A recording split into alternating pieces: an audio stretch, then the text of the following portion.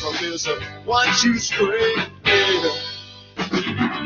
I'm in prison, but I can't contemplate being trapped between the doctor and the magistrate. One of these days I'm gonna pay it back one of these days.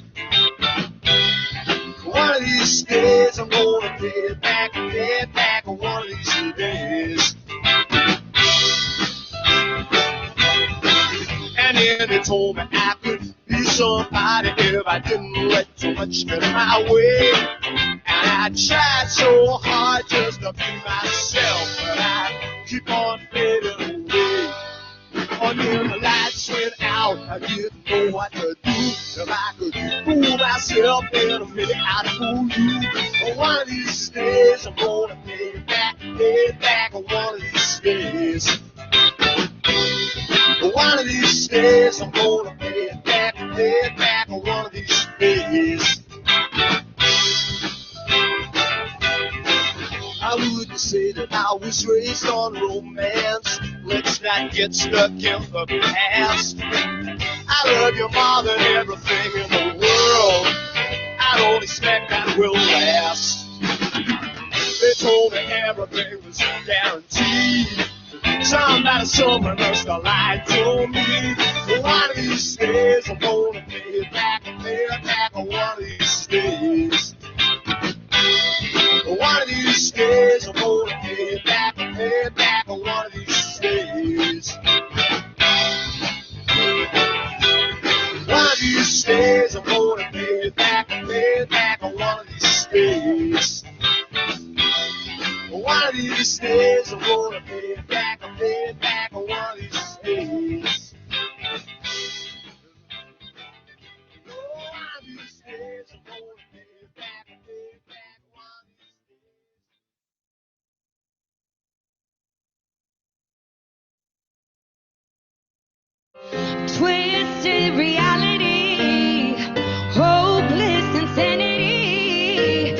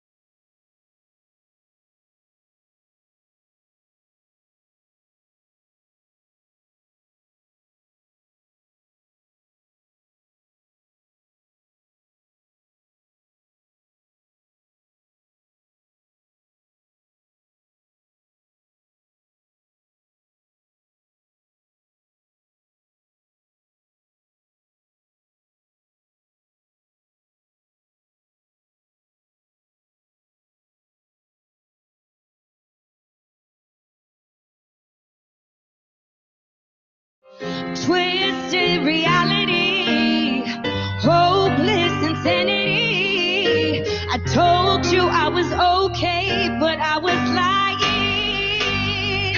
I was dancing with the devil.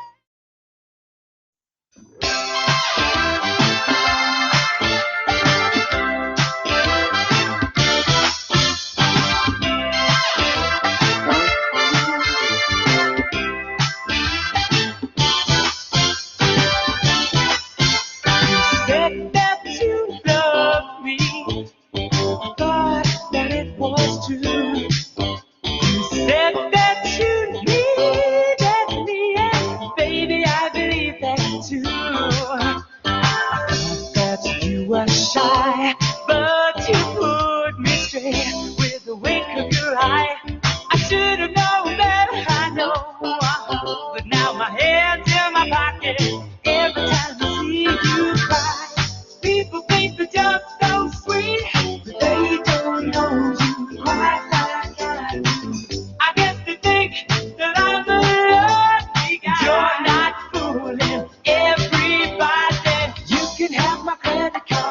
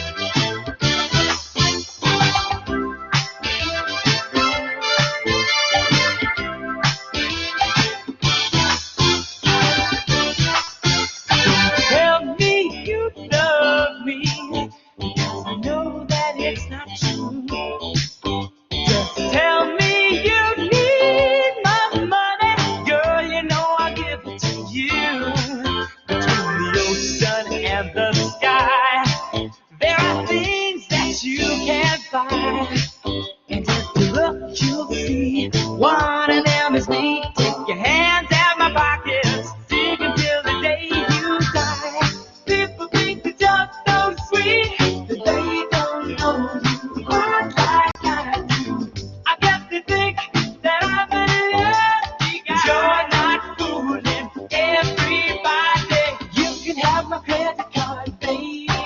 But keep your red hot fingers off of my heart, lady. All I know is what I see.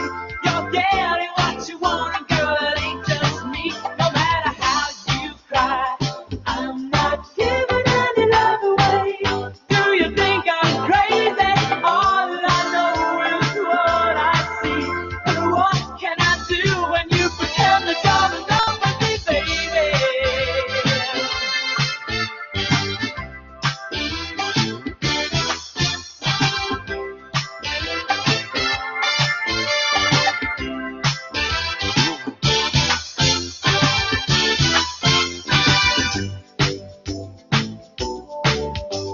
They don't know you quite like I do. And you're not fooling anybody. You can have my credit card, baby. But keep your red hot fingers off of my heart, lady. All I know is what I see. You're getting what you want, and girl, it ain't just me. No matter how you cry, I'm not giving any love away. Do you think I'm crazy? All I know is what I see. And what can I do when you pretend that you're in love with me? Leave half a credit card to make for yourself. You got to wreck your opportunities and lay on the shelf. You wanna stay around, well, that's okay. So the game that we play, no matter how you cry, I'm not giving any love away. Do you think I'm crazy? All I know is what I see. So what can I do when you pretend that you're in love with me?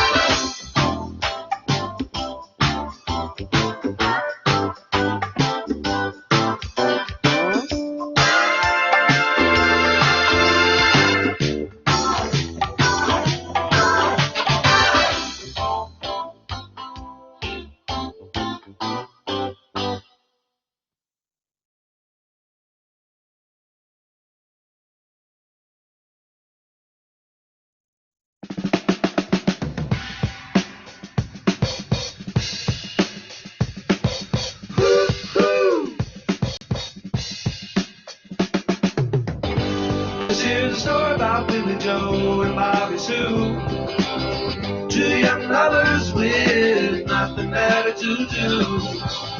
They sit around the house, get high and watch a tune. And here's what happened when they decided to cut loose. They headed down to old El Paso. I swear they ran into a great big hassle. Billy Joe shot a man while robbing his castle. Bobby Sue took the money and run. Go on, take the money and run. Go on, take the money and run. Go on, take the money and run. Go on, take the money and run. Billy Mack is a detective down in Texas. You know he knows just exactly what the facts is. He ain't gonna let those two escape justice. He makes his living off of the people's taxes. Bobby Sue, whoa, whoa, she slipped away. Billy Joe caught up to her the very next day. They got the money, hey, you know they got away. They headed down south and they're still running today. Saying, go on, take the money and run. Go on, take the money and run. Go on, take the money and run. Oh, no. Go on, take the money and run.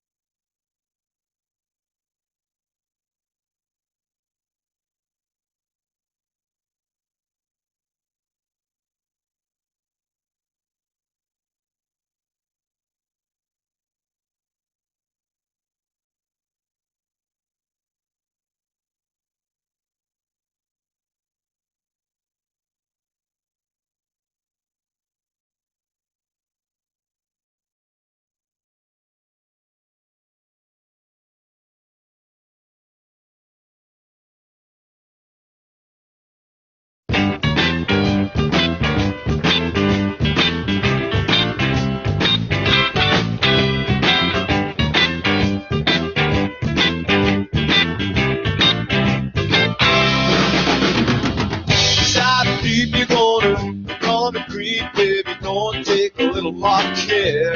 You're gonna get more than the family plans from this one-two string. I'm in prison, but I can't contemplate being trapped between the doctor and the magistrate. One of these days I'm gonna pay it back one of these days. One of these days I'm gonna pay it back one of these days. And then they told me I could be somebody if I didn't let too much get in my way. And I tried so hard just to be myself, but I keep on fading away. Until the lights went out, I didn't know what to do. If I could fool myself, then I'll figure out to fool you. One of these days I'm gonna pay it back one of these days. One of these days I'm gonna pay it back one of these days. I wouldn't say that I was raised on romance. Let's not get stuck in the past. I love your mom and everything in the world. I don't expect that will last. They told me everything was guaranteed. Someone must have lied to me. One of these days I'm gonna pay it back one of these days. One of these days I'm gonna pay it back one of these days. One of these days I'm gonna pay it back one of these days. One of these days I'm gonna pay it back one of these days. One of these days I'm gonna pay it back.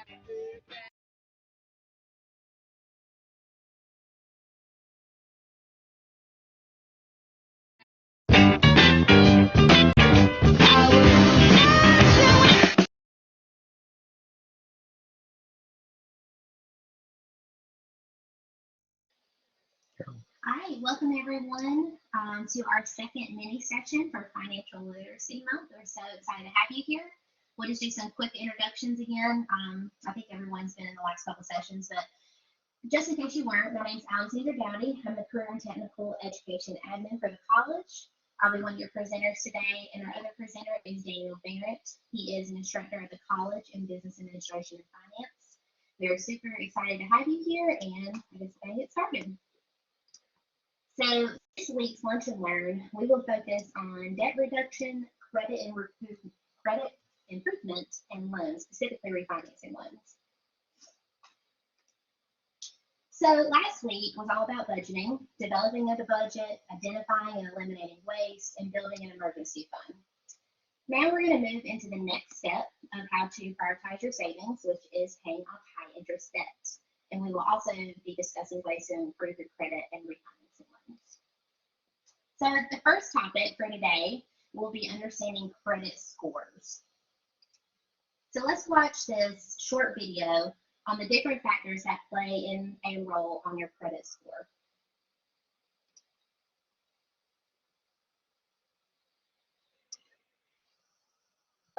Consider this. If you were lending your own money to a friend, you'd want to make sure you'll get paid back. You'd probably wonder, have they paid their past debts on time? How much debt do they already have? And who else are they approaching for the loan?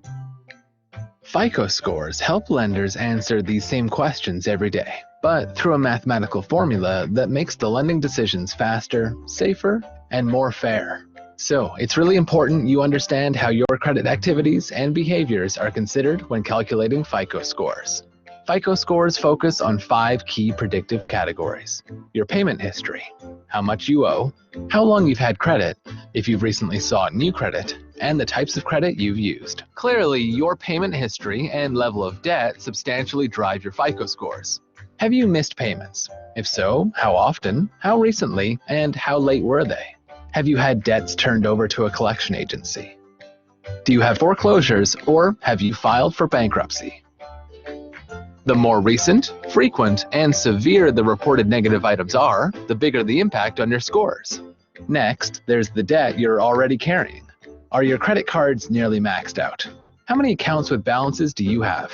How much of your available credit is being used? If you're overextended, you're more likely to miss future payments. Then there's how long you've had established credit, from your oldest to your newest account, and an average age of all your accounts. FICO scores also consider how often you've actively applied for credit in the past year. Rate shopping is accommodated for, and promotional, insurance, and employment inquiries don't count against you. Whenever you apply for credit, there's a good chance your lender is using FICO scores to help make that approval decision. So it's important that you understand your FICO scores because it could help you know whether you qualify for low rates on your next loan. Know your FICO scores. Understand what goes into your scores. All right, so let's do a little bit of a recap for the video we just watched.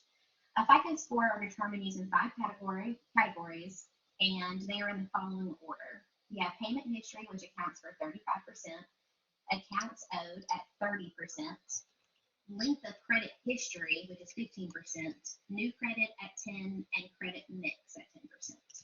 So we'll dive into each of these areas in just a few minutes as we keep going along.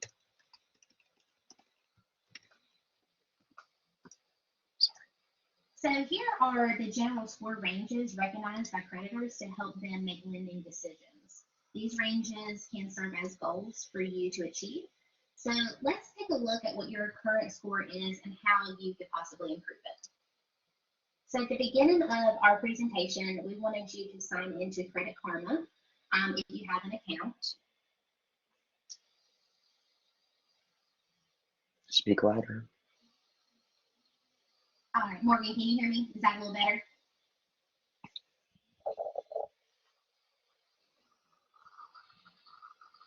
Can barely hear. Let me take it out. Is that better?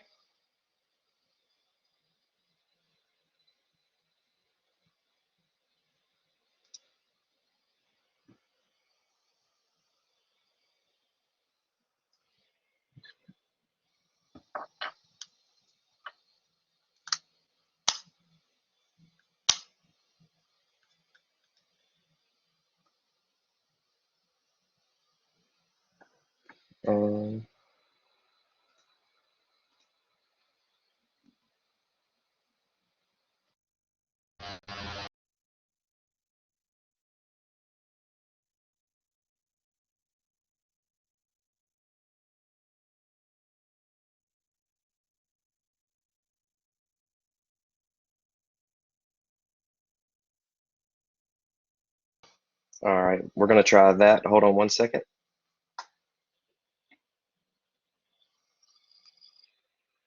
All right, so does that sound better? Is that any louder?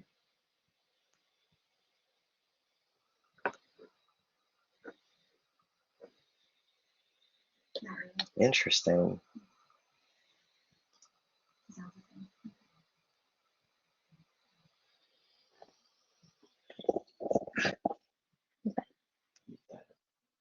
I wonder, hold on. Sorry, we're looking into it. We're using the same things we used last week.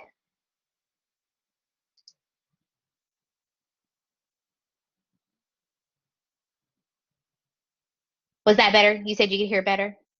Oh, okay, okay, no, that's what it is. Okay, perfect. All right, so thank you. Okay, hopefully I'll have no more difficulties after this. All right, so back to the ranges, or we've already talked about ranges, but we're going to talk about Credit Karma. So when you first came in and we asked you to sign up for Credit Karma, that's completely up to you if you do or do not want to. If you have an account, that's great. You can just open it up. We're just going to dive a little bit deeper into the details of where your score and how you got that score and the details on it. So when you first get in there, if you see a tab at the top that's called Overview, we want you to click that, and then there should be a drop-down box that will tell you Score Details. And if you could click on Score Details, that'll be where we will go from here. I'll give you a couple seconds to do that.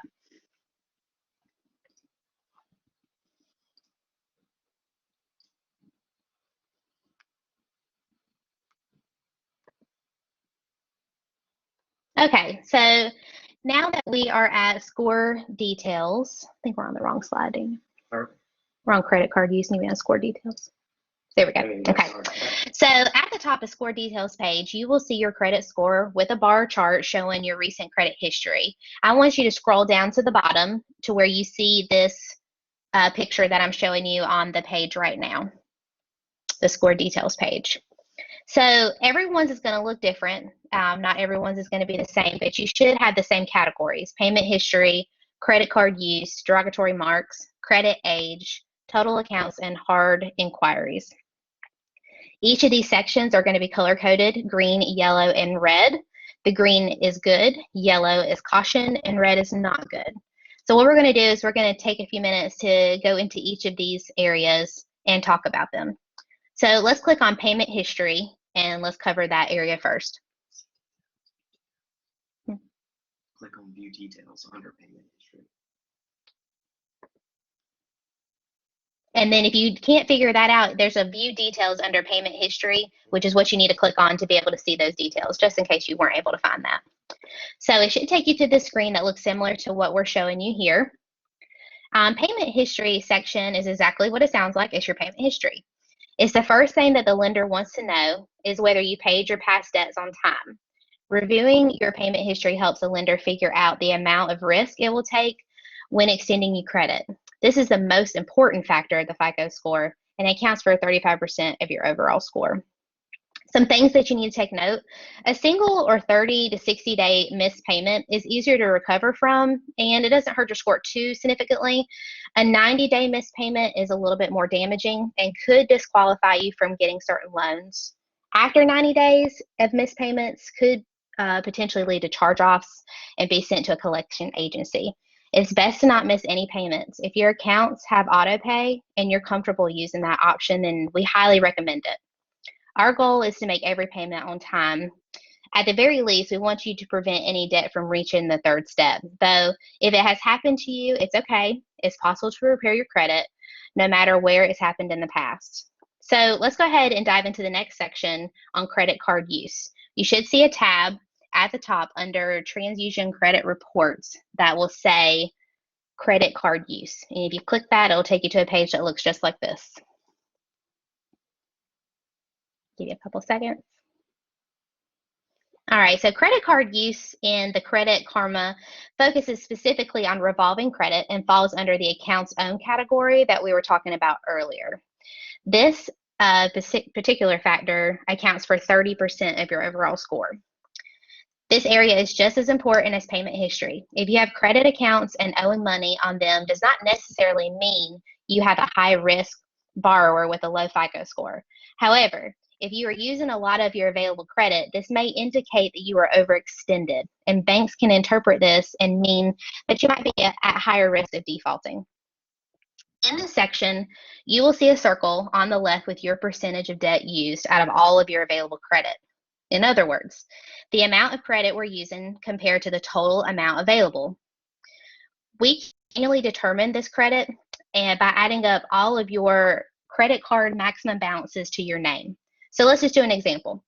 Let's say that the percentage in that circle is at 5% of your total available credit, and the amount that you have that you're borrowing is $100,000.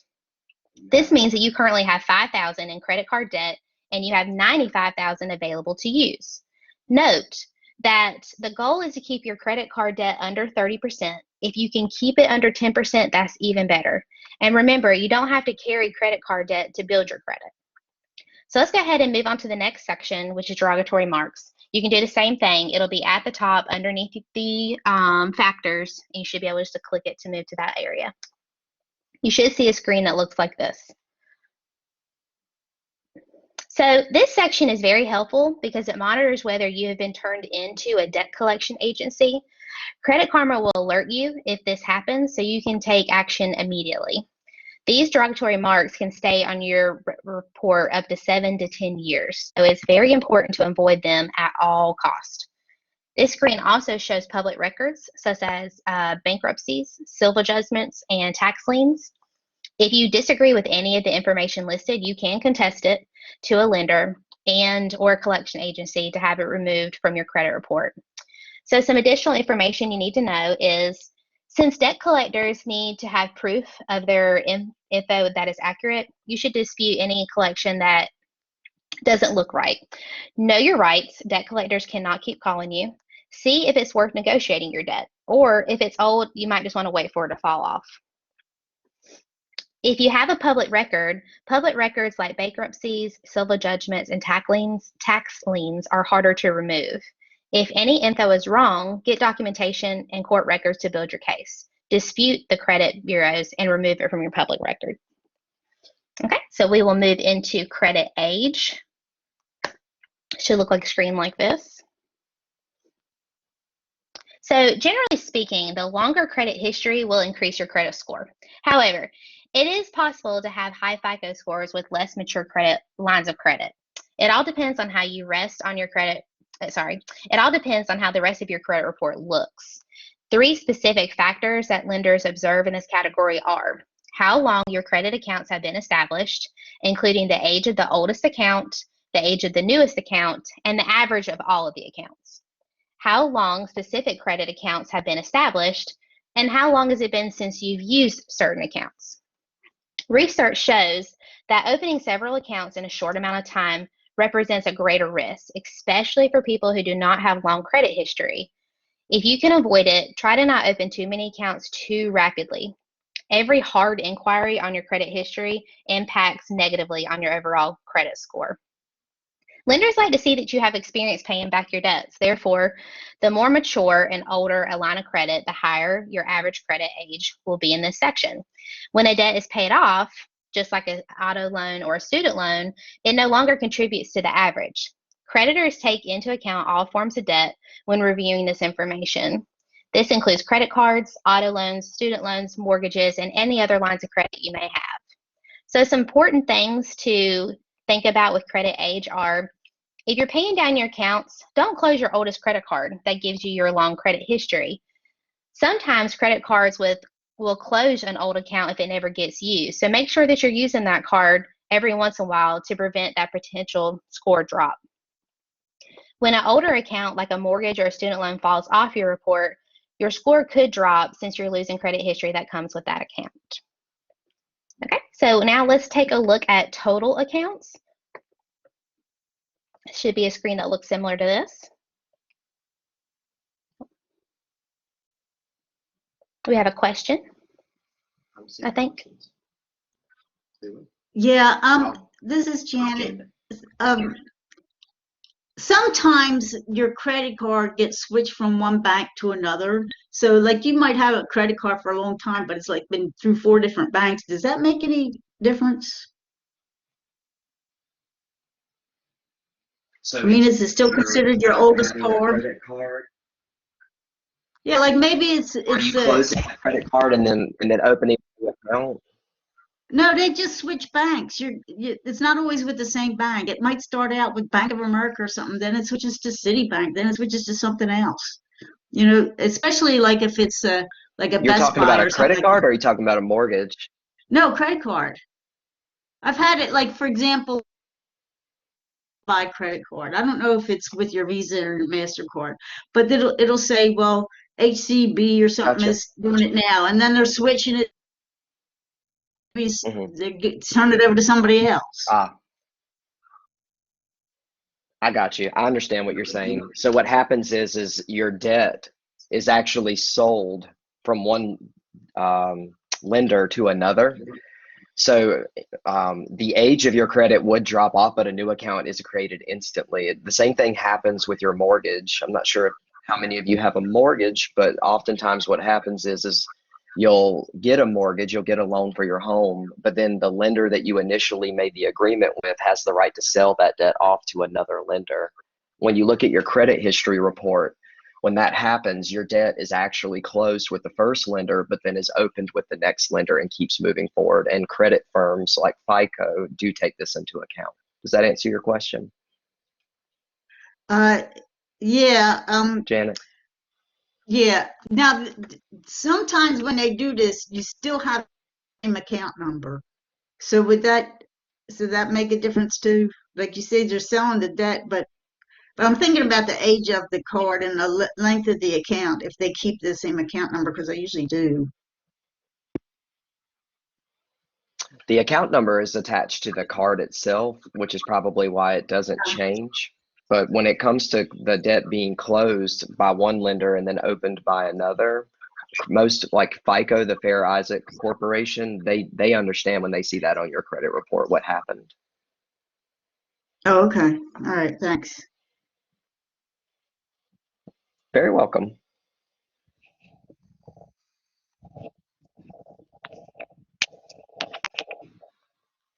Okay, so we'll start back on total accounts if you're on that screen. So FICO Score considers a mix of credit cards, retail accounts, installment loans, finance company accounts, and mortgage loans. Don't worry, it's not necessary to have one of each, but the more diverse your credit history is, the better, because it shows your credit worthiness and that you can handle making payments to several different lenders. Total accounts is also a lower priority, but we still need to monitor it because it contributes to the credit history and credit mix sections we mentioned earlier. It also helps us keep track of our identity theft. If you just signed up for Credit Karma this week, there could be accounts open in your name that you had no idea about. Generally speaking, lenders like to see a variety of accounts because it shows a healthy credit history that is diverse. And some additional facts that you might need to know are having different account types like credit cards and loans can help your credit. Don't worry about an exact number or mix, since you will probably build these up over time. The important thing is to know that you're using these accounts responsibly. If a mortgage or student loan or auto loan falls off your report, your score could drop because you're losing a line of credit that was given to your credit history report. Okay, so we will move into the last section, which is hard inquiries. And it should be a screen that looks like this. So first, does anyone know why these are called hard inquiries?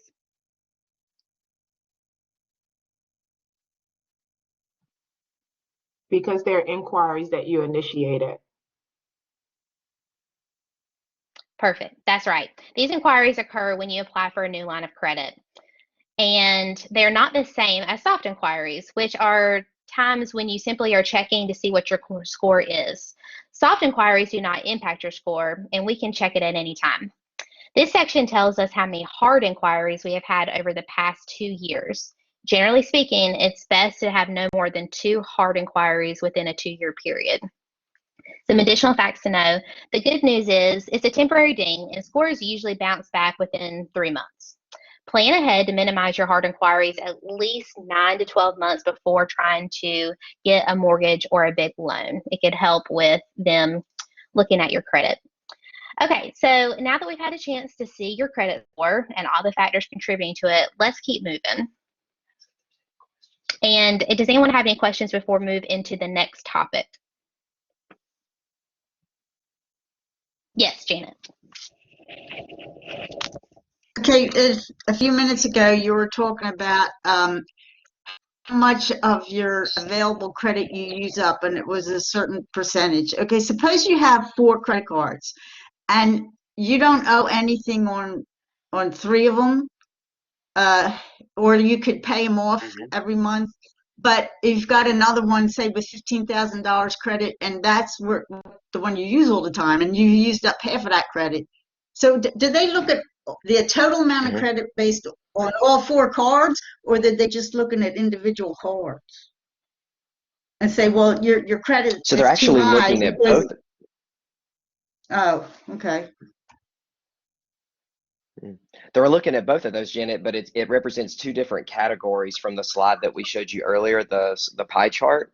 So when you have all those different lines of credit available to you, that represents the length of credit in total that is available to you. So if you take all of your different credit card maximums, right, and you added them up, that is your total length of credit. So like the example that Alexandra discussed earlier, if we were to add up, all the credit card maximums that an individual have, maybe it adds up to $100,000. That means that they have had $100,000 extended to them. So that's one portion of your credit score.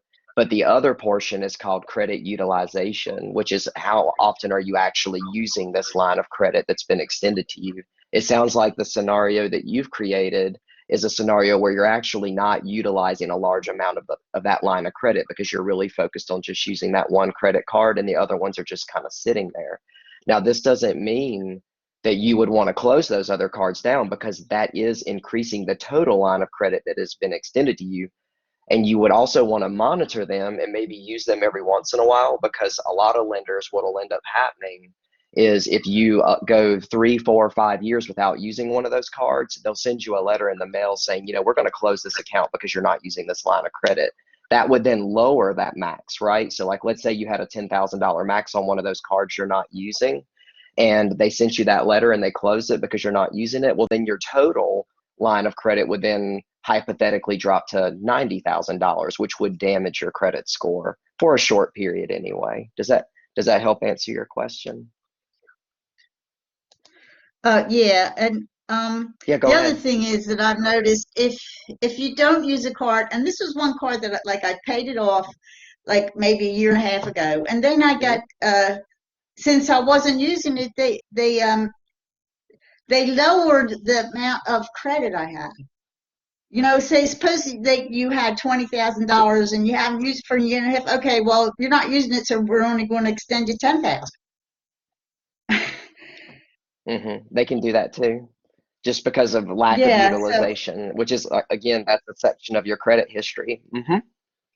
So that's okay. why the Fair Isaac Corporation, they recommend that even if you have a line of credit that you don't tend to use very often, you might want to go, put some trivial amount on there, like some small purchase on there, just so that you can keep that credit line active.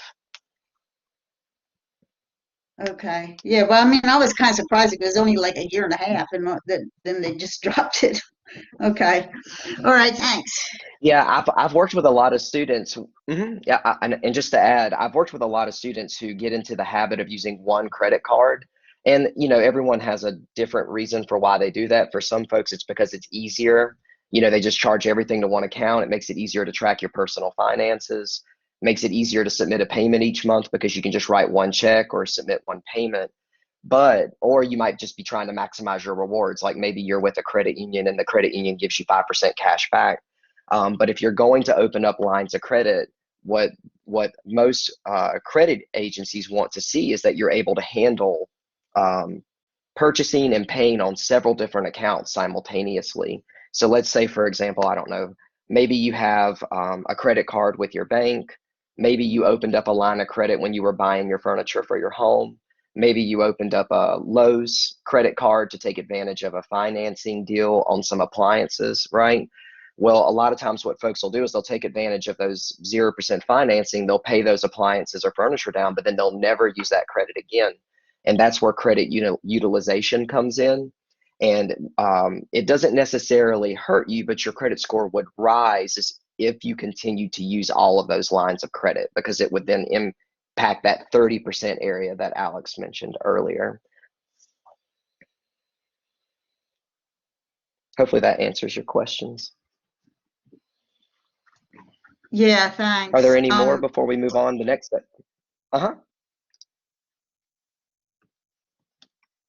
Did you have another question, Janet? Or I know it's hard to see us, so you don't. No, I was just thinking, because of what that happened, what I do is like what I'm using is the card that has the lowest interest rate for like big purchases, and then I was thinking about what you just said, that those cards are going to close, so there's other ones that I'm not using, so maybe I'll just use them like to pay for my gas or something, because I know I can pay that off every month. Exactly. So I'm going to use the other ones so that's something I can pay off exactly. every month. Okay. Yeah. Cool. Did anybody else have a question? The next section that we're going to talk about is debt reduction, which was the other half of today's session, and then we also added on the loan types, and that was a request that was submitted last week. So we added that to the tail end of this week's presentation. Looks like everybody's good.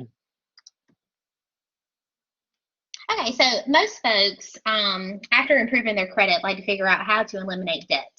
We call this debt reduction. So let's look at some approaches of how to pay off your debt. So many of us have shame around our debt, and it's a topic that rarely comes up in conversation, but you know what? It's reality. We all have it. So here's some statistics that are just kind of interesting to see. Most individuals have almost 4 credit cards to their name. Almost $10,000 in the average amount of debt a household with negative to zero net worth has. The average household with credit card debt owes around $16,000. And overall, Americans owe $3.2 trillion in consumer debt. So we all have it. It's a reality. So let's try to see and look at an example of how you would approach debt. So looking at this chart, let's imagine that we have the following debt. We have a credit card balance of $8,000 at 15% interest, a furniture store of $5,000 at 24 interest, a car loan of $15,000 at 6% interest, a student loan of $30,000 at 8% interest, and a mortgage of $20,000 at a 4% interest. So just to give some ideas, how would you guys go about paying off this debt? What would you maybe tackle first? What would you look into do? Paying off that furniture debt at 24% with the because that's a high payment too. Good. Yeah, paying off higher interest rates, smallest amount first. Okay. That's exactly right. So it all depends. Basically, everyone's going to want to do it their own way. So let's watch a short video on how financial advisors recommend tackling this debt. If you asked a mathematician how to structure your debt, they'd probably recommend something like the avalanche approach. You list your debts by interest rates, with the highest at the top and the lowest at the bottom. You pay minimums on everything except the loan with the highest interest rate, which gets the biggest part of your gap. Once that one's paid off, you use the increased cash flow to move down the hillside like an avalanche. By the time you get to the bottom, you save the most money because you paid as little interest as possible. It's mathematical. It's logical, and it doesn't work very well. The avalanche approach may be mathematically sound, but it omits one important factor: your brain. Humans aren't robots or Vulcans, they're emotional beings. They get discouraged, they get overwhelmed, they have trouble staying on course. It's the same reason why debt consolidation plans can be a bad idea. It may seem like you're simplifying your life, but all of your loans into one big gap. What it really does is create a giant fucking debt monster. It feels so intimidating, your brain just gives up. So is there a method that works with your brain psychology instead of against it? Well, it turns out that Julia, you want to know something here? I know. I was about to put it down, but I cleared the boss stage and upgraded the frosting on my cupcake can. I think I can get to the Persimmon Palace by bedtime. Turns out the same mind control techniques found in video games work with finances. Game designers strategically dole out positive reinforcements, clearing a board of gems, upgrading your mood, which floods your brain with pleasurable dopamine and keeps you playing. First, these rewards are handed out easily and often, get you hooked. Then more spaced out and difficult time goes by. It's really effective and a little evil, but the same brain hacking technique can be used to pay off your debt. It's called the snowball method. Instead of listing your debts by interest rate, you list them by balance. Like the avalanche approach, you pay minimums on all of them, except you focus your firepower on the smallest balance. Once that's out, you roll the extra cash down the hill to the next highest balance. So on and so on.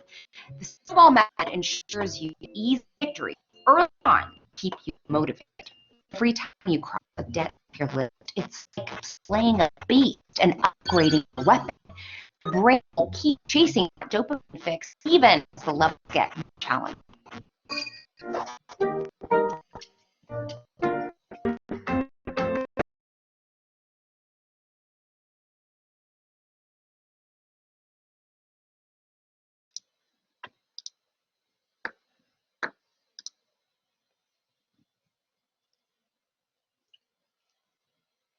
Okay, so I know the video is a little bit jumpy, and we'll send out that link so y'all can watch it on your own.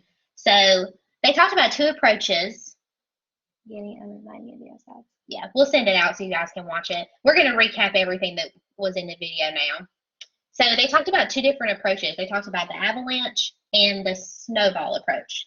So the avalanche was saving money is my top priority. Short-term wins are not that important to me. And then you have the snowball effect, which is saving money's great, but if I can't see the fruit of my labors, then I'll likely give up. So I'm going to turn it over to Daniel for the next one, and we're going to just kind of dive deep into this data, see what we can get. Thanks, Alex. So just to recap what Alex said, if you are someone who cares more about saving every last dollar, every last penny, then the avalanche approach is for you. But that's because this is actually the mathematically sound approach. It's the approach that eliminates the most debt, but it doesn't always do it in the fastest way, and we don't necessarily feel it because we are essentially attacking debts that have the highest interest rates, and this means that it can take longer to pay off the number of debts that are out there. That's why what they mentioned in the video was that the snowball method actually tends to work better for a lot of folks, because a lot of folks need small wins early on to feel like they're accomplishing something. And so the snowball method is a method where we focus on the smallest balance and try to get those paid off. And what happens is we see accounts get closed faster that way, but at the end we end up paying a little bit more in interest, which is, you know, the cost of borrowing.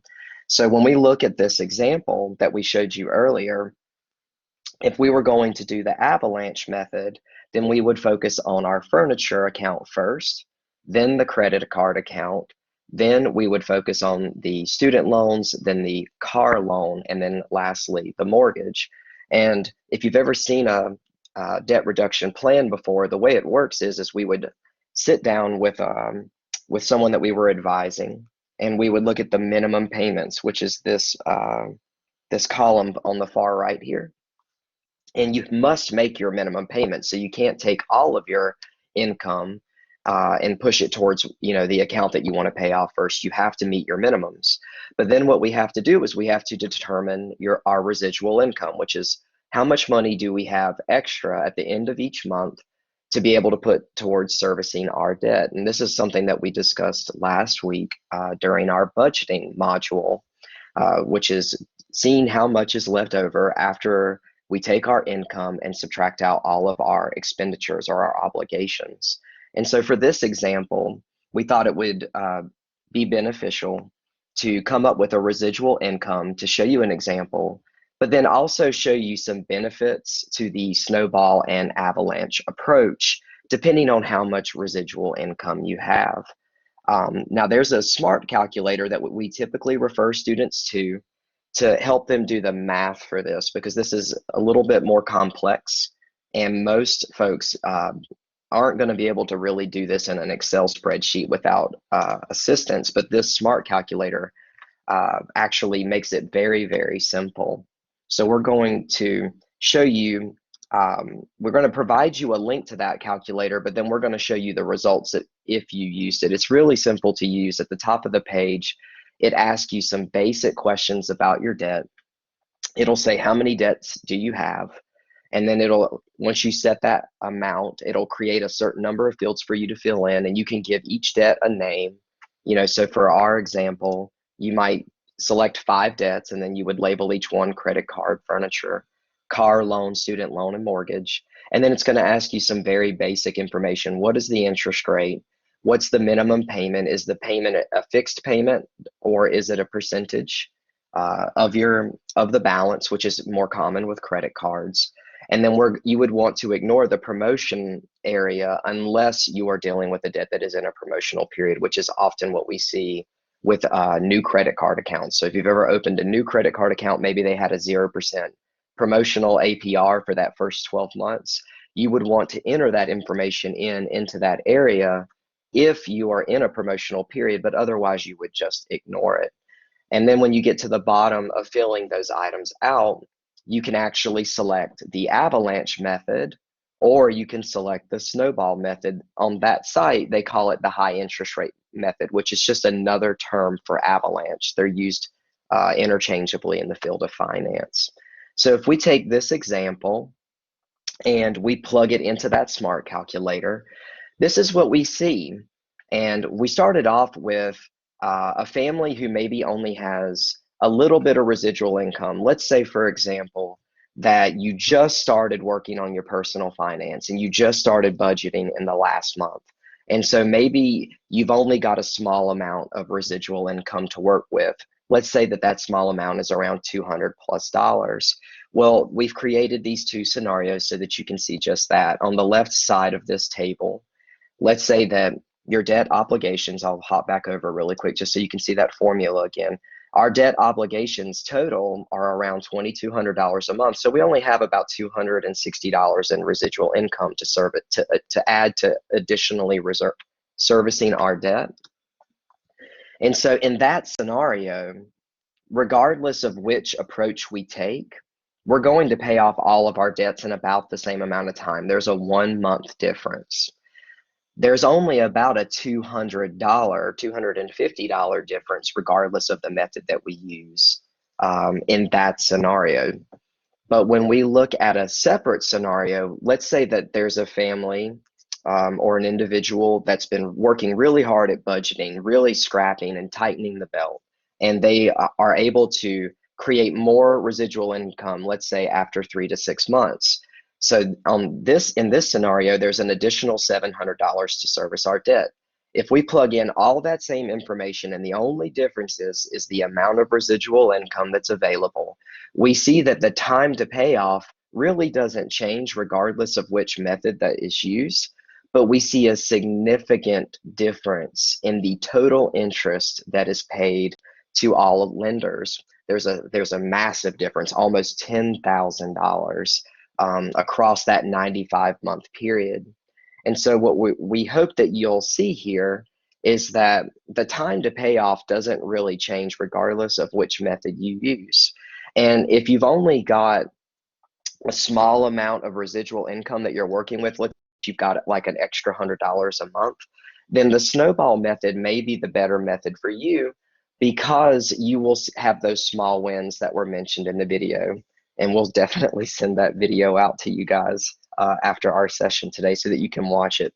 But to reiterate what it was saying, a lot of folks respond better to financial planning when we treat financial planning almost like a video game where we give ourselves rewards. And that's how these video games on social media like Candy Crush are so popular, because you get small wins and you move to the next level. And that's where most financial advisors advocate for that method. However, if you find yourself with a significant amount of residual income, let's say that you opened a savings account a long time ago and you worked on building your emergency fund and you've grown it up to 6 months and you have a sizable amount in your savings account and you're wondering, well, should I be placing that money into high yield savings? Should I be looking at investing? Or should I be focusing on my debt? This is where we would want to sit down and do a cost benefit analysis between using the avalanche method to minimize your debt and get rid of it, or to invest. And that's where we really need to see some more specific details, like, for example, the interest rates that you would receive when investing versus the interest rates on your debt, and then come to a good conclusion for you. A fun fact about this, if you're curious about the differences between these two, when you do the snowball method, after 3 years, there's only 2 debts that remain. When you do the avalanche method in either scenario, after 3 years, there's still 3 debts that remain. So that's just an example that kind of proves what these two strategies, the results look like. And of course, just like we said last week, the best approach is the one that you're going to stick to. So we definitely want you to feel comfortable with whatever debt reduction approach that you select. And we do understand that many of you might look at that smart calculator and say, wow, this is really complicated. I'm not tech savvy. Or maybe it's too long term. Maybe you're not really thinking 5 years out, or maybe you're not thinking 10 years out. And if that's the case, if you're really just thinking maybe 6 months away or a year, and let's say that you're just trying to reduce your overall debt by a certain amount in a short period, we have provided you with a worksheet that was created by Alex. There's an Excel version that we sent to you via email because Collaborate won't let us upload it that way, but we've also shared a PDF in the shared files that can help you identify short-term goals and then prepare the accounts that are associated with those goals, and then come up with 30-day, 90-day, or 6-month or annual debt reduction plans. I see a couple of questions.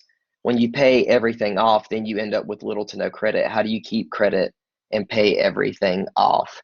Well, in most cases, once people start to reduce that debt, they look to other things like investing, or they start to look to financing maybe a second home, a vacation home. There's a lot of different things that folks do once they have more and more residual income.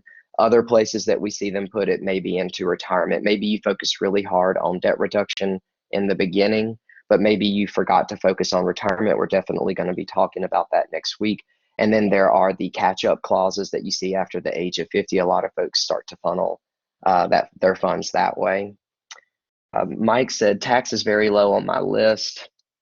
The peace of mind from having no debt far, far outweighs the benefits.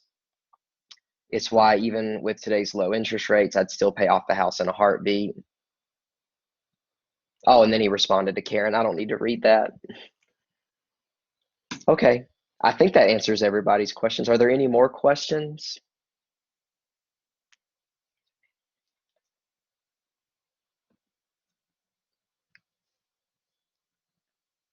Okay. Well, we did add an additional section to this week's session that focuses on loan refinancing. So this might actually help answer Karen's question a little bit more too. Oftentimes, once we get out of debt, we look at different ways to refinance the remaining debt that we're in or other financing opportunities that are out there. And that's why we added this section. So we're going to take a few moments just to look at why refinancing might be an option for you, especially in this market with extremely low interest rates. What is refinancing, and is it right for you? Refinancing your mortgage could save you money, help you pay off your home faster, or unlock the equity in your home if the time is right. Knowing your refinancing options is key to gaining the maximum benefit from your decision. Cash out refinancing is a way to access cash as you refinance your home, allowing you to benefit from the equity in your home to get cash at closing. With this option, your existing mortgage and any liens on your property are paid off and replaced with a new mortgage, giving you funds to meet your financial goals. Rate and term refinancing is a loan that may lower your interest rate, monthly mortgage payment, or may let you pay off your home sooner with a shorter loan term. It may be a good option regardless of who your current mortgage is with, and might be right for you if you are looking to stay in the property. Streamline refinancing is a fast, economical way to refinance your home, allowing you to speed up the refinance process and making it possible to lower your current monthly mortgage payment, reduce your loan term, or qualify for a lower interest rate. The only way to know if you are a candidate for a streamlined refinance is to speak to your mortgage loan officer and have them review the details of your current home loan.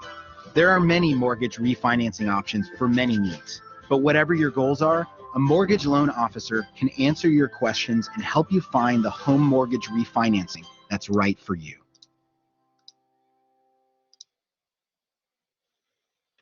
So just to recap, there's several different reasons why you might want to consider refinancing, and everyone might have a different reason for doing so. Some folks are going to try to lower their monthly payments.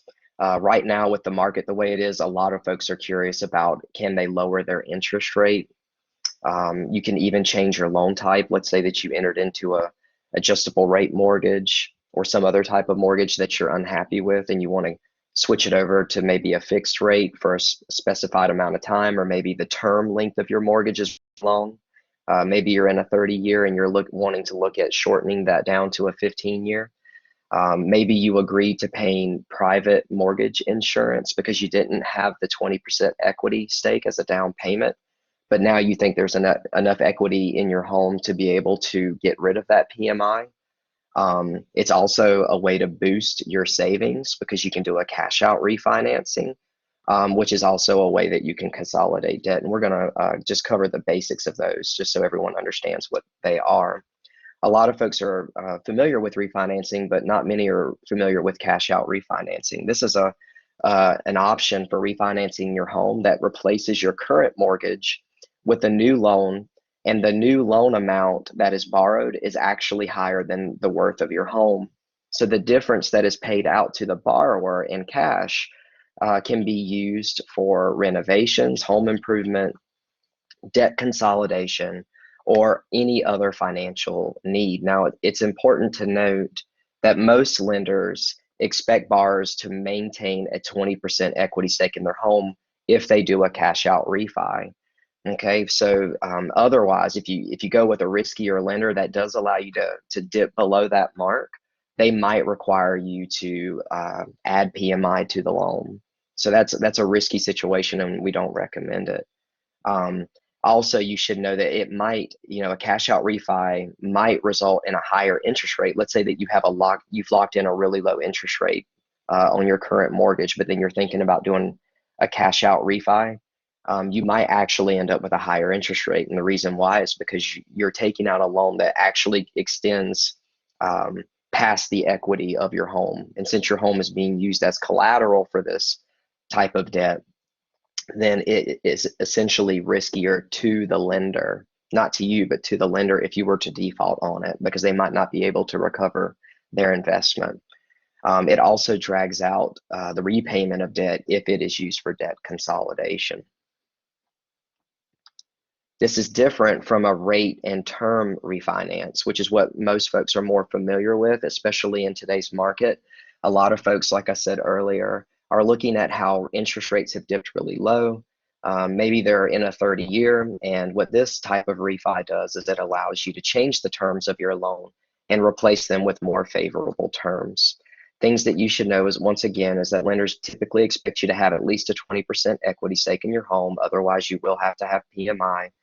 And most lenders that look at rate and term refis expect your debt to income ratio to be at maximum 50%, but most probably want it to be closer to the range of 38 to 43% for you to do this type of refinance. The last one that was mentioned is called a streamline refi, and you may have heard of this one before, maybe you didn't. It's not too common, and the reason why is because it only applies to government subsidized loans. So if you have an FHA, a USDA, or a VA loan, then streamline refinancing applies to you only. And the reason why they call it streamline refinancing is because those types of loans, government subsidized loans, have much stricter administrative requirements on the front end. So if you've ever gone through getting a loan through one of these programs, then you can probably attest to the extensive process, the appraisal, the inspections. I know with VA loans, everything has to be fixed. If an inspection turns up something that's wrong with the home, it must be fixed. So there's a lot of different requirements with these loans that you don't typically see with conventional loans. And so the streamline refinance option is specific to them, because basically what it does is it bypasses all of that. If you're the same borrower and nothing's really changed and you're the same owner of the home, this is an option for you that allows you to bypass all of that paperwork and just to get those favorable terms, whether it be a lower interest rate, a shorter term. They cannot be structured as a cash out refi. For anyone that has a government subsidized loan, you must have had that loan for at least 6 months before you can apply for a streamline refi.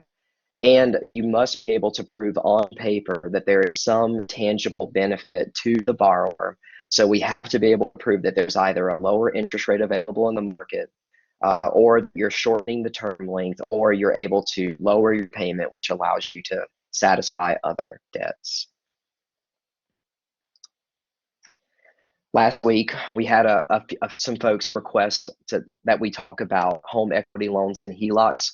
That's why we started with talking about refis. In today's market, a refi might be a better option for you than using one of these, but these are alternative loan options too. So if refinancing is just not in your purview, if it's something you're not even considering, these types of loans are secured loans that use your home as collateral if you've managed to pay down a significant amount on your mortgage. Normally, it has to be a minimum of 20%, though some lenders, some riskier lenders might allow you to do a HELOC or a home equity loan with 50% equity. Regardless of which one you choose, some similarities or similar requirements that you must be able to meet in order to qualify for either. You must have equity stake in your home.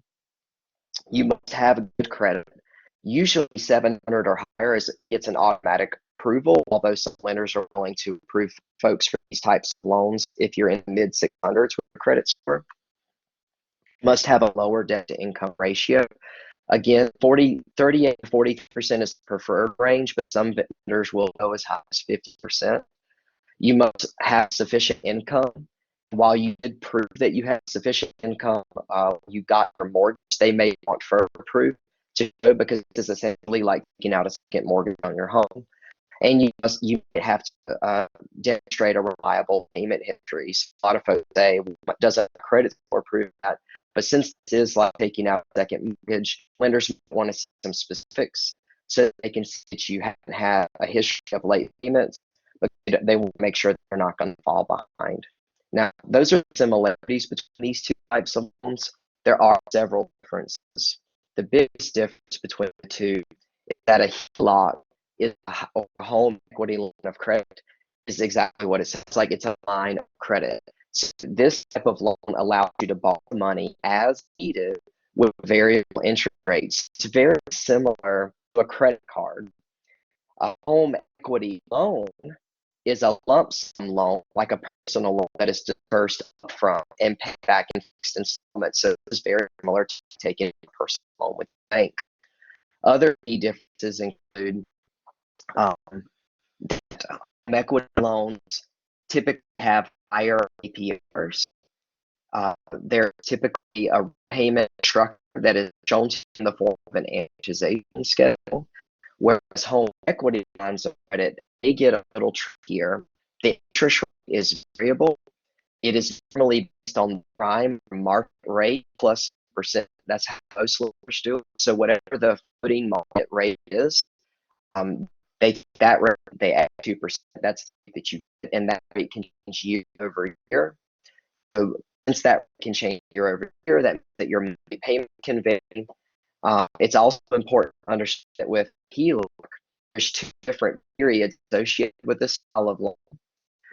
There's the draw period, which is when you can borrow money at any time. During that draw period, only required interest payments on your borrowing.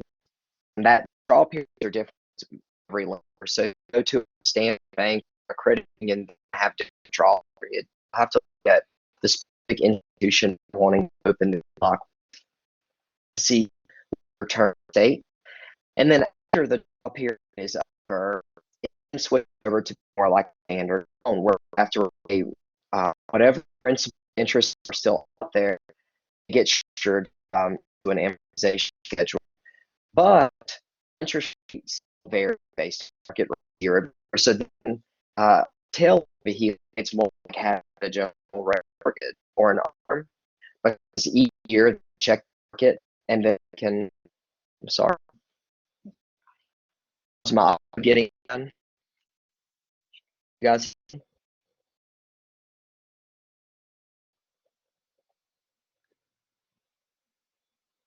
Anybody hear me? It's terrible. Okay, hold on one second.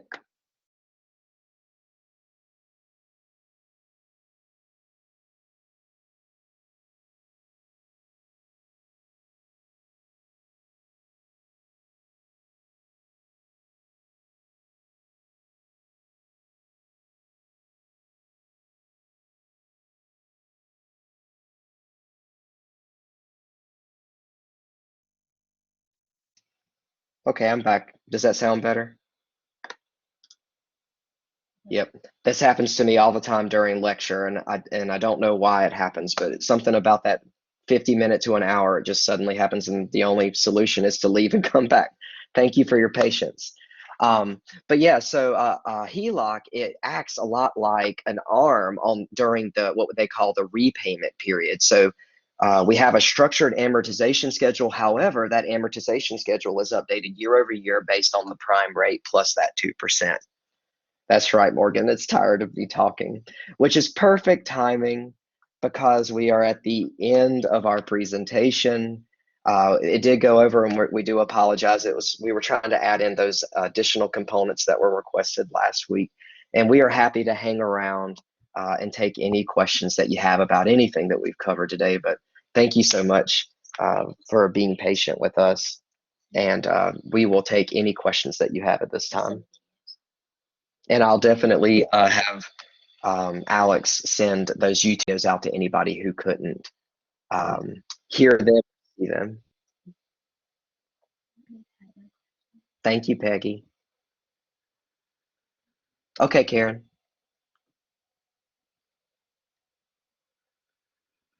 Thanks, Morgan.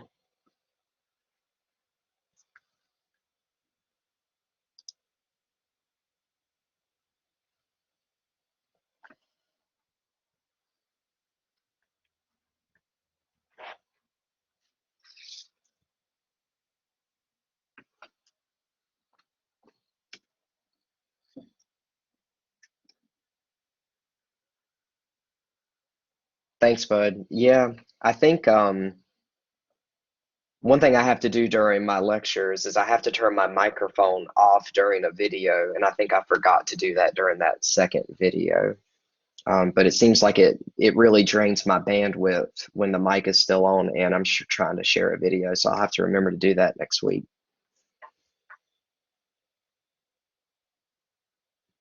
Thanks, Garrett. Thanks, Tanasha. Yeah, I remembered to do it during the third video. I looked at Alex and I said, I think I forgot to turn our mic off during the second one. I think it just drains my bandwidth down.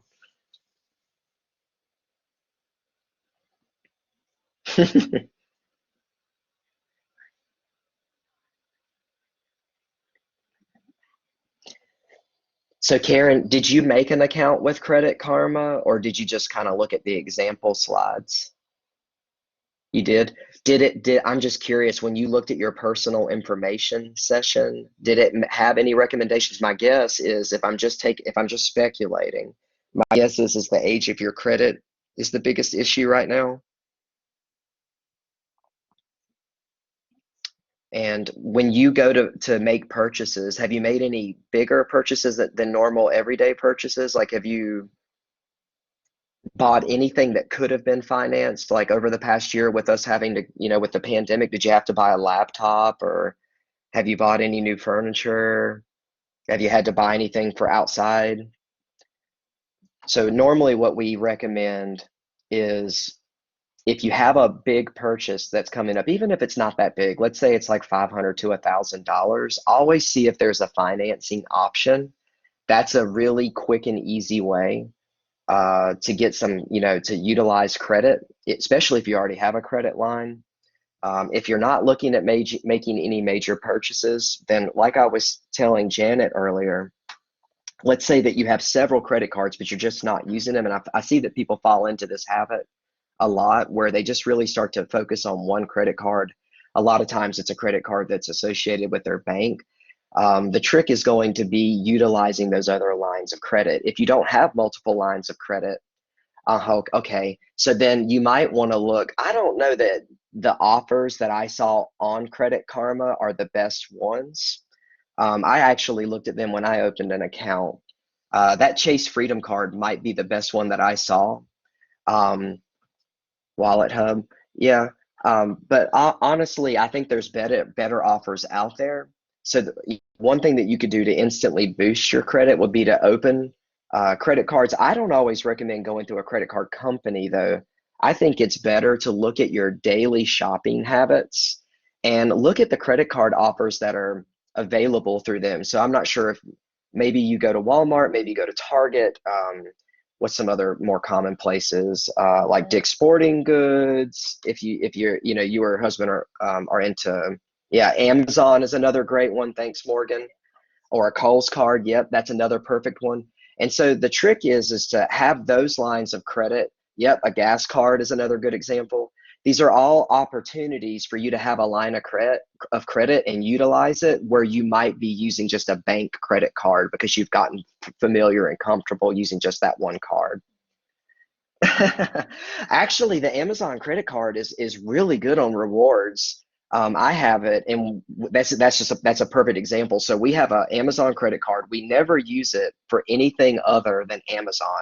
It's linked to our account, and it defaults for anything that we buy on Amazon. And what's really neat with that card is it instantly gives you 5% cash back on anything that you buy from Amazon. That's the only thing that we use it for, and it kind of creates like a gift card balance that you accumulate. So let's say 3 to 6 months goes by, I'm making the same old Amazon purchases that I would normally make. I know we buy like our dog food off of that, and some other larger purchases that I don't want to have to haul out of Costco, like heavier things. We just make Amazon do it.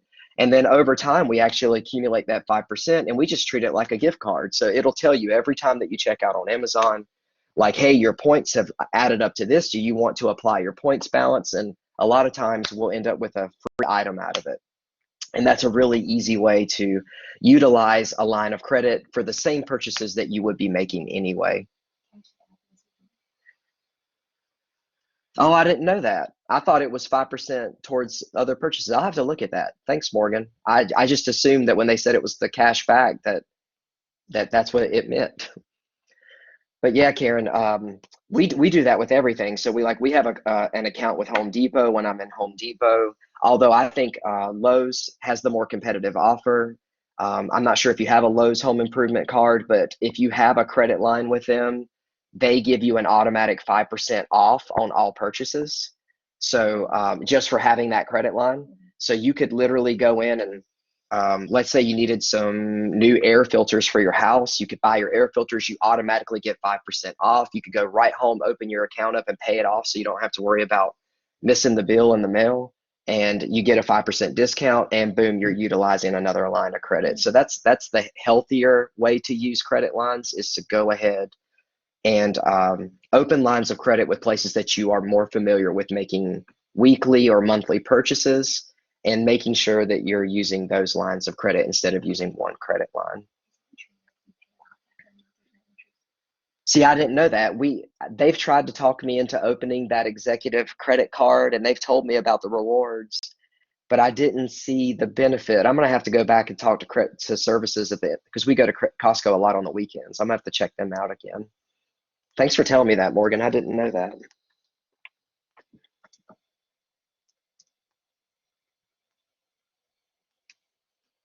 I was just there the other day because we ran out of toilet paper. It's better, Karen. It is like Sam's though, but it's definitely better. Janet, an Amazon account, do you mean like an account, like a credit card account, or do you mean just like an account with Amazon so that you can make purchases on Amazon? Well, I think a long time ago, I set up an Amazon account, and I've never used it.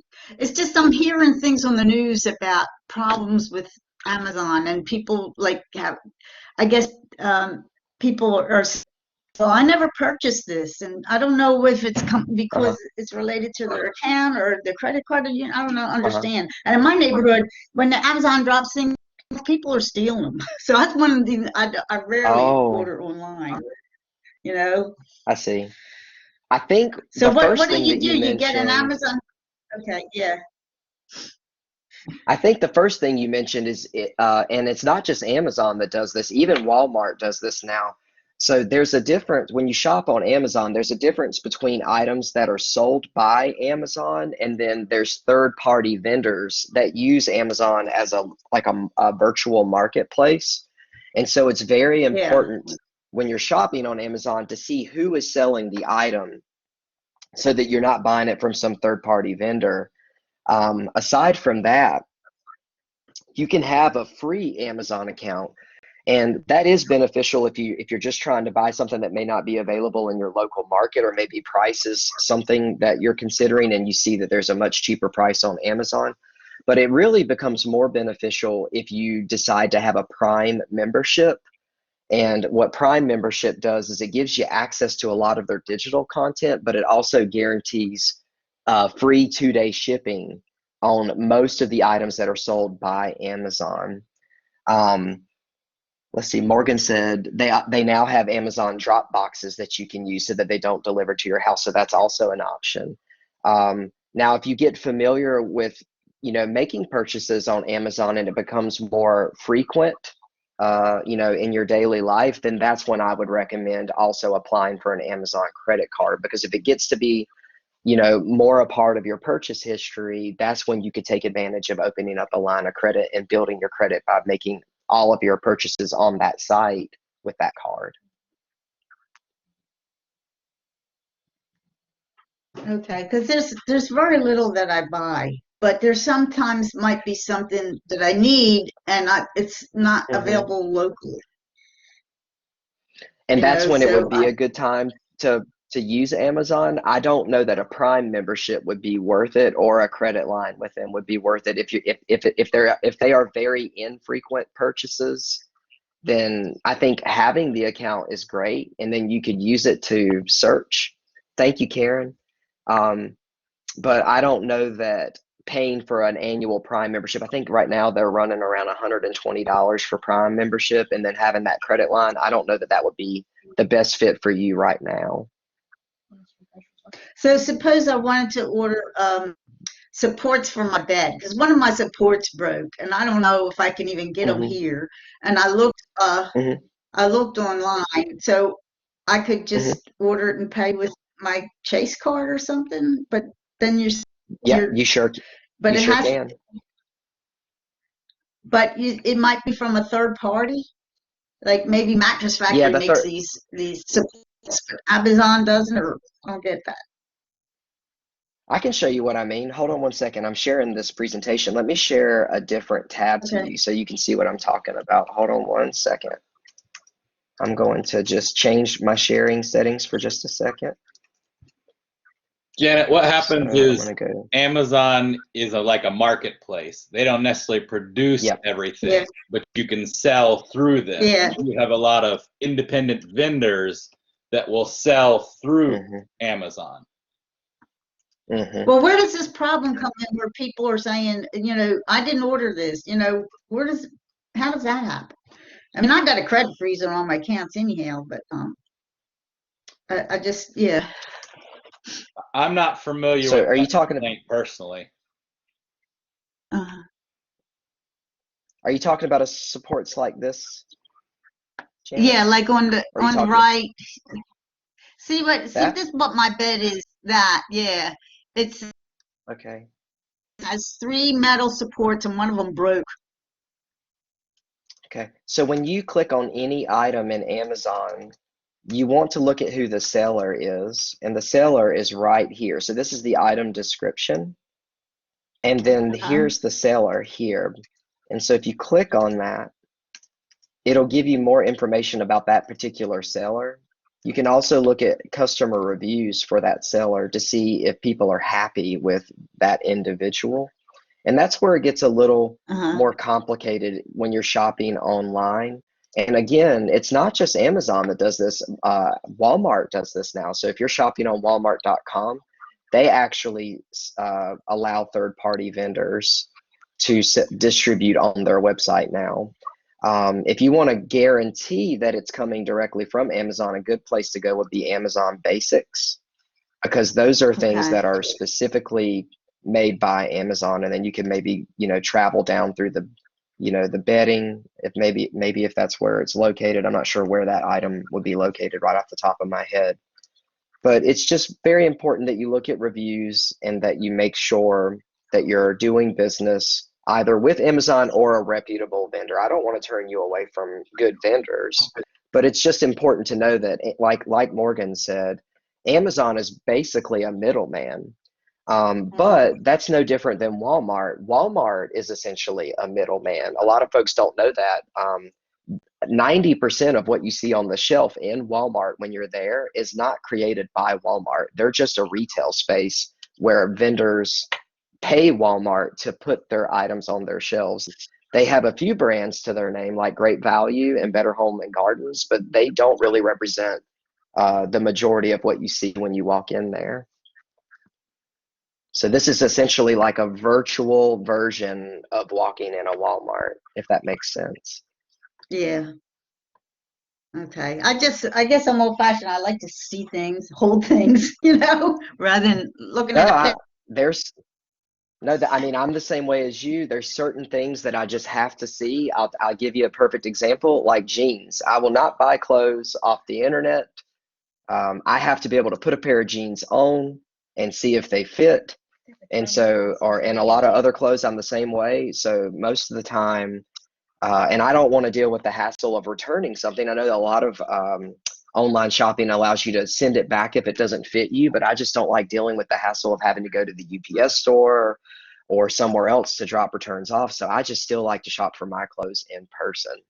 So I totally understand that. But again, Amazon comes in really handy if you've gone around locally and let's say you're looking for something and you just can't find it anywhere. That might be a good opportunity for you to check out Amazon and see if you can find that item. Okay. And I have another question about if you want financial advice like for free, is like the credit union a good place to go? They will likely have a wealth management advisor that'll give you some counsel to begin with. And it's kind of like financial advisors are very similar to lawyers or accountants. They will typically give you like an hour or so of their time for free. But then when we really get into like advising you on investing or wealth management in general, like let's say they're really starting to tell you where to allocate your funds, there's going to be some sort of fee. Now, depending on their title, they might do fees differently. Some do commission-based fees. Some do just a standard annual fee. Some do a consultation fee. It all depends on who you're working with. There's a lot of different professional titles that fall under the term financial advisor. That's actually a very broad term that can be used interchangeably. A good analogy would be like doctor, right? We say doctor, but there's so many different specialties that fall under the term doctor. It's the same way in the financial field. When we say financial advisor, that is a very broad term. Technically, and this is very much technically just to prove my point, Alexandra and I have been y'all's financial advisors today. Now, does that mean that we are licensed financial professionals? No, but that's how broad that term is. So you would really want to, I actually have a presentation that I give for my personal finance class that goes over each title that is assigned to a financial advisor, what license that they ought to have, sites that you can go to check their background, the fiduciary responsibility that they have to their clients, or whether or not they even have one, because certain financial advisors don't have one. And so that's a really good session. I don't know that we'll be going over that next week, but if you're interested in that type of information, I can totally send it to you separately. Yeah, I guess I have to, I'm going to be retiring soon, and I kind of have to, and I just some advice as, I'm starting to get rid of my debt, and I don't even know how much money I'm going to make in retirement because I can't figure out our website, because every time I go there, it tells me 2 different things. So I guess I just have to call somebody. Well, we're going to go over the basics of that next week. Okay.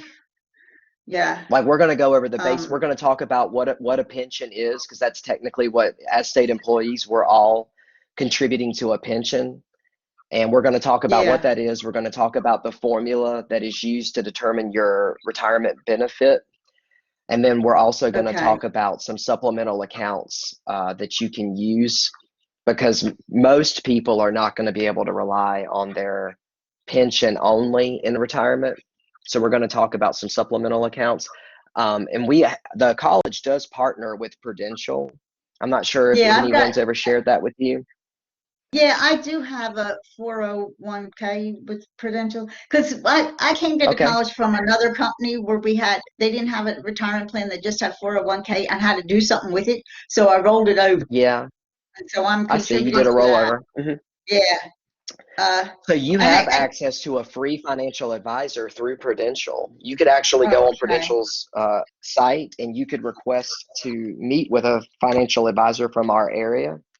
Because Okay. with that account, like the fact that you have that account open, you should be able to seek free counsel with Prudential. Oh, okay. Yeah, see, I don't know what kind of how to spend my money because I don't even know how much money I have. I'm going to have, or when should I do Yep. retirement? So it's like, for example, Yeah.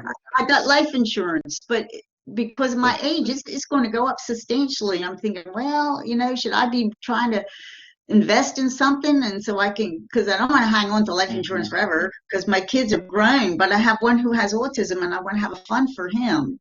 You have to put in a separate account, a trust fund, and I have created it in my last will and testament, but I just like, okay, so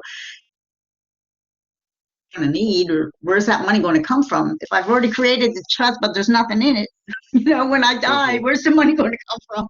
See, that's like, I see. I see what you're saying. Yeah, that's definitely where there is a free retirement calculator that's available through your Prudential financial account, but that's really something that I would recommend working with a Prudential financial advisor to fill out. And the reason why is because that free calculator that they provide, when you try to add your pension to it, it treats your pension like a 401k, and that's not exactly what a pension is or how it works.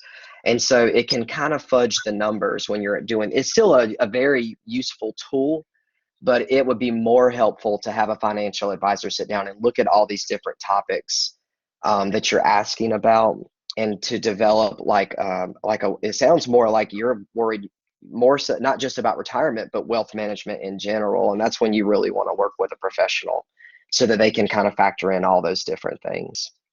Because once you try to have a set amount, it's like, well, how am I going to make more money if this is all the money that's coming in,